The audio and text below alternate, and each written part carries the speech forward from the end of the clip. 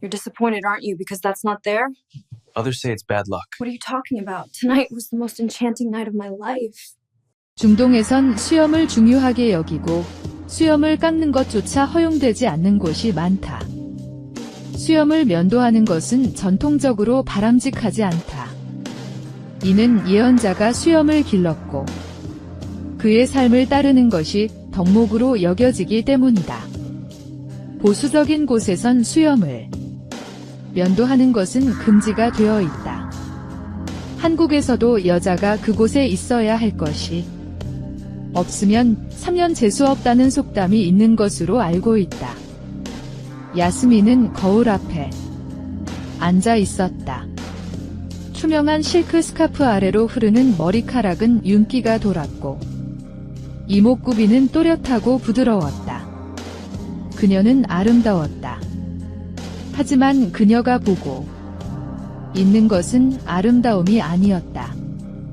속옷 너머로 자신의 피부를 내려다보며 여느 여성들과는 다른 자신의 신체 일부에 집중하고 있었다. 야스민은 선천적으로 무모증이었다. 처음 그것을 인식했을 때는 사춘기 무렵이었다. 친구들과 함께 자연스럽게 그것에 대해 이야기하던 날, 그녀는 조용히 입을 다물었다. 시간이 지나며 또래 친구들이 제모를 고민하는 동안 야스민은 샤워 후 자신의 밋밋함을 조용히 바라보는 것으로 하루를 마감하곤 했다. 그녀는 아부다비 외곽의 보수적인 가정에서 자랐다. 집안 남자들은 신앙심이 깊었고 율법과 전통을 중시했다. 형제들은 수염을 단정히 다듬었고 아버지는 이를 면도하는 것조차 죄라고 말하곤 했다. 여성의 외모나 행동에도 언제나 수치심과 겸손함이 강조되었다. 그러나 야스민의 몸은 아무리 겸손을 지켜도 언제나 어디선가 튀어나오는 질문 앞에 무방비였다. 결혼 준비는 잘 돼가? 네, 알아보고는 있어요. 그런데 내가 좀 다르다고 들었는데. 병원은 가봤니? 이런 식의 질문은 친척 여성들이나 어머니의 친구들로부터 나왔다. 그녀가 한 번 관계를 가졌던 약혼자는 아무 말 없이 약혼을 파기했다. 직접적으로 말하지는 않았지만 그녀는 눈빛에서 느낄 수 있었다. 왜 너는 그곳에 아무것도 없느냐는 눈빛이었다. 그날 이후 야스민은 자신을 보는 것조차 고통스럽게 느껴졌다. 그녀는 두려웠다. 나는 정상인가? 이것이 신이 내게 준 형벌인가? 내면에서 끊임없이 울리는 질문이었지만 아무도 명확한 답을 주지 않았다. 성전의 여교사조차 수염을 면도하는 것은 신이 준 것을 거스르는 것이라며 말했었다.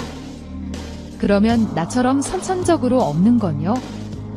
야스민은 속으로만 묻고 아무 말도 하지 못했다.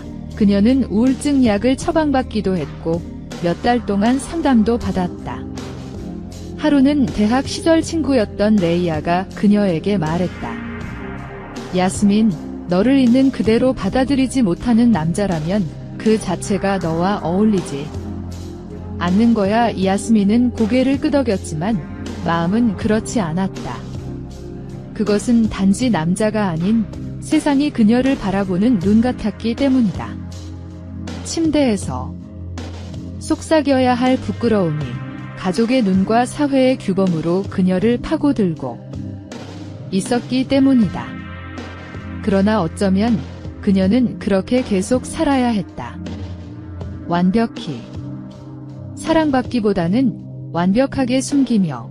그렇게 야스민은 또 오늘 거울 앞에서 스카프를 고쳐 쓰고 조용히 중얼거렸다. 나는 죄가 아니다. 하지만 왜 이렇게 외로운 걸까? 비행기가 인천공항 활주로에 착륙하던 순간 야스민은 창밖의 구름 위로 떠오르는 희미한 해물을 보며 조용히 숨을 내쉬었다. 중동의 모래바람과는 다른 낯선 공기의 차가움이 반갑기도 하고 두렵기도 했다. 한국, 이곳에서라면 모든 걸 새로 시작할 수 있을 것 같았다. 자신을 아는 사람도 그녀의 다름을 은근히 조롱하던 시선도 없는 새로운 땅이었다. 서울의 겨울은 생각보다 차가웠지만 그녀는 처음 며칠간 그 차가움을 좋아했다. 그건 자극이었고 살아있다는 느낌을 주는 새로운 감각이었다. 캠퍼스에서는 다양한 국적의 친구들이 어우러졌고 누군가는 그녀의 이름이 예쁘다고 칭찬해 주었다. 처음으로 자스민이라는 이름이 종교의 상징이 아닌 아름다움으로 받아들여지는 느낌이었다. 그러나 평온은 오래가지 않았다. 얘야, 너 그 얘기 알아? 무모면 3년 재수업 때 기숙사 옥상에서 열린 소규모 술자리. 평범한 대화 속에서 튀어나온 말이었다. 술에 약한 그녀는 콜라를 마시며 미소 짓고 있었지만 그 순간 귀가 멈춘 것처럼 텅 비었다. 진짜야? 그거 완전 미신이지. 아니야, 옛날부터 그랬대. 군인조차도 무모증 여자를 보면 다 피했대. 뭔가 느낌이 이상하대나. 그 말에 누군가는 웃었고 누군가는 그냥 고개를 끄덕였다. 아무도 그녀가 그 자리에 있는 무모인 사람일 수 있다는 건 상상조차 하지 못했다. 왜냐면 외국인이니까? 왜냐면 예쁘니까?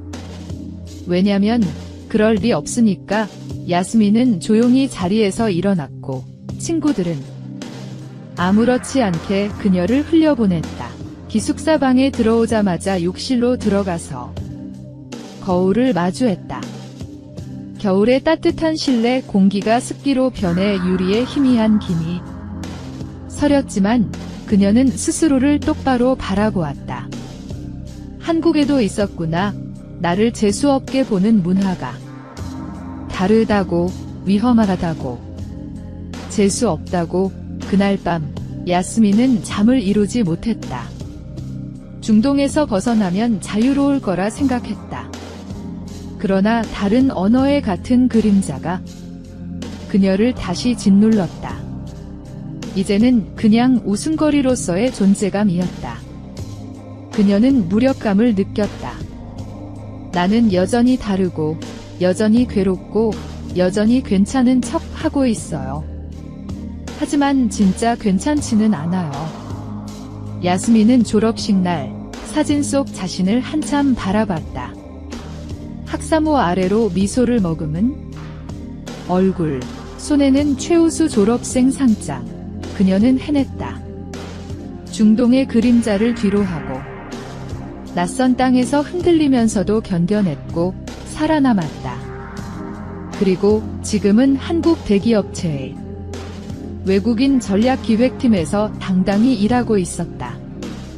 영어, 아랍어, 한국어를 모두 능숙히 다루는 그녀의 실력은 회사에서도 주목받았고 무엇보다 야스민 자신에게도 자신감으로 쌓여갔다. 하지만 그 자신감은 늘 하나의 부분 앞에서만큼은 흔들렸다. 김성현, 처음엔 그저 말이 잘 통하는 친절한 동료였다. 프로젝트 회의에서 그녀가 아랍권의 문화적 제약을 설명하면 성현은 늘 고개를 끄덕이며 경청했다. 점심시간엔 자연스레 같은 테이블에 앉았고 퇴근 후엔 같은 방향이라며 종종 지하철역까지 함께 걸었다. 그리고 어느 날부터인가 성현은 그녀의 손등에 살며시 손을 얹기도 했고 엘리베이터 안에선 눈을 마주친 채 가볍게 어깨를 닥해놨다. 야스민은 처음엔 당황했지만 놀랍게도 불쾌하진 않았다. 오히려 그 따뜻함은 외로웠던 지난 몇 년을 잠시 잊게 해주는 듯했다. 어느 늦은 저녁, 회식이 끝나고 둘은 강남거리의 조용한 골목을 나란히 걸었다. 야스민은 약간 술기운이 있었고 성현은 두 손을 주머니에 넣은 채 무겁지 않은 표정으로 말했다. 야스민 씨는 참 대단한 사람이에요. 나는 그냥 다 존경스러워요. 그렇게까지 말하면 부담돼요. 아니요, 진심이에요. 그리고 나 요즘 야스민 씨랑 같이 있는 시간 좋아요. 그 말은 야스민을 떨리게 만들었다. 그녀는 고개를 돌려 하늘을 봤다. 서울의 겨울밤 하늘은 별이 잘 보이지 않았지만 그녀의 가슴엔 조용한 별빛이 내리는 듯했다. 하지만 집에 돌아온 야스민은 침대에 앉은 채 두 손으로 얼굴을 감쌌다. 만약 우리가 그런 관계가 된다면? 그가 내 몸을 본다면? 수년 전 약혼자가 했던 무표정한 표정이 떠올랐다. 말없이 외면하던 그의 눈빛, 그 눈빛이 지금 또 반복된다면? 야스민은 소파 끝에 무릎을 끌어안고 오랫동안 움직이지 못했다. 그는 나를 사랑할까? 아니면 내 몸의 결핍을 보고 실망할까? 그가 떠나면 그건 나 때문일까? 그의 편견 때문일까? 그녀는 성현이 좋은 사람이란 걸 알고 있었다. 하지만 좋은 사람도 자기만의 기준과 기대는 있기 마련이다. 그 기준에 나는 맞지 않을 수도 있다. 며칠 동안 야스민은 성현의 연락에 뜨문뜨문하게 답했다. 성현은 알아차린 듯 조심스럽게 물었다. 무슨 일 있어요? 내가 뭔가 실수했나요? 야스민은 망설였다. 그는 알 자격이 있을까? 아니면 차라리 영원히 말하지 말아야 할까? 그녀는 답장을 쓰다 지우기를 반복하다 조용히 휴대폰을 내려놓고 혼잣말을 했다. 내가 먼저 받아들이지 못하면 누가 나를 온전히 사랑해줄 수 있을까? 그날 밤 야스민은 처음으로 말할 준비라는 단어를 마음속에 꺼내보았다. 그날 밤 야스민은 자신을 두르고 있던 몇 겹의 껍질을 천천히 벗어냈다. 한겨울의 서울, 영하에 가까운 날씨였지만 한적한 모텔 안은 조용하고 따뜻했다. 창문 너머로는 한강변의 불빛들이 흐르고 은은한 음악이 공간을 가득 메우고 있었다. 성현은 와인을 한 잔 따르며 조용히 말했다. 괜찮아요. 우리 이렇게. 야스민은 미소를 지었지만 그 미소 뒤엔 복잡한 감정이 숨어 있었다. 떨림, 두려움, 기대, 그리고 오래된 그림자. 그녀는 천천히 다가가 그의 손을 잡았다. 그 손은 따뜻했고 뭔가를 요구하거나 재촉하지 않았다. 그건 안도감을 줬다. 하지만 동시에 그녀는 자신이 이제 곧 그 앞에 완전히 드러나야 한다는 걸 알고 있었다. 불을 끈 방, 커튼은 절반쯤 젖혀 있었고 도시의 불빛이 실루엣처럼 드리워졌다. 둘은 나란히 서로의 기대에 있었다. 야스민은 그동안 숨겨온 상처를 떠올렸다. 한때 약혼자였던 그 남자의 차가운 얼굴. 그리고 지금 그녀는 자신을 가리고 있던 것을 조심스레 걷어냈다. 숨을 들이쉬고 무너질 준비를 했다. 이제 그는 나를 다르게 볼 것이다. 그럴 가능성에 대비해야 한다. 그런데 야스민, 성현의 목소리는 낮고 부드러웠다. 그는 천천히 그녀의 몸을 바라보았다. 아무 말이 없었다. 긴 침묵이었지만 그 속엔 충격도 거북함도 없었다. 야스민은 떨리는 눈으로 그를 바라봤다. 눈동자가 흔들리고 가슴이 조여왔다. 말하지 않았죠? 나 선천적으로 무모증이에요. 그것이 없어요. 마지막 단어는 거의 속삭임에 가까웠다. 그러나 성현은 대답하지 않았다. 대신 야스민을 안았다. 그 부드러움은 마치 괜찮다는 말 없는 언어 같았다. 놀라지 않았어요. 왜 놀라야 하죠? 성현은 조용히 말했다. 내가 지금 느끼는 건 단 하나예요. 야스민, 당신이 나를 이렇게 믿어준 게 고마워요. 야스민은 그 말을 듣는 순간 자신도 모르게 눈을 감았다. 그리고 가슴 깊숙한 곳에서 무언가가 터져나오는 듯 했다. 소리 없는 울음.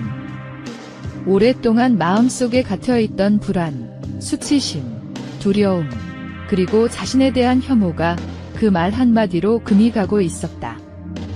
그날 밤, 두 사람은 서로를 천천히 감쌌다. 성현은 그녀를 애틋하게 바라보았고, 야스민은 처음으로 보여진다는 감정이 부끄럽지 않게 느껴졌다.